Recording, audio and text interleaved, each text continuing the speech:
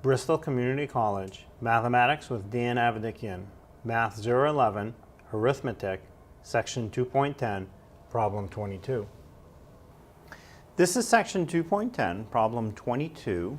We have 2/5 times, in parentheses, 3/8 plus 1/4.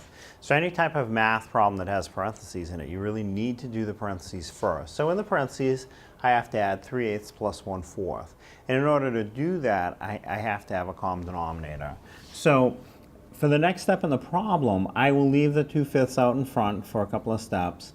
And now in the parentheses, I'll leave the 3/8 the way it is, but I'll rewrite the 1/4 as 2/8, because 2/8 is equivalent to 1/4. It will reduce back down to 1/4. But in the form of 2/8, I have a common denominator now. So now my problem becomes 2/5 times, and now I combine the numerators. 3 plus 2 is 5, and I keep the common denominator of 8.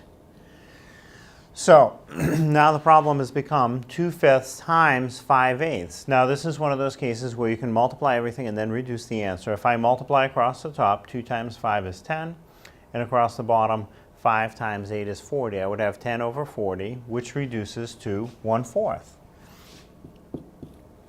2 times 5 is 10. 5 times 8 is 40. 10 over 40 is 1/4. Now another option would be to reduce first. 5 goes into 5 once, 5 goes into 5 once again, cancel the 5s. So now at that point I would have 2 over 8, which still reduces to 1/4, or you could cancel even more. 2 goes into 2 once, 2 goes into 8 4 times, and now on top I have 1 times 1, which is 1, in the denominator 1 times 4, which is 4, so I still get 1/4. So the point is you can multiply everything and then reduce, or you can reduce first and multiply what's left. In the end, you'll get the same answer either way.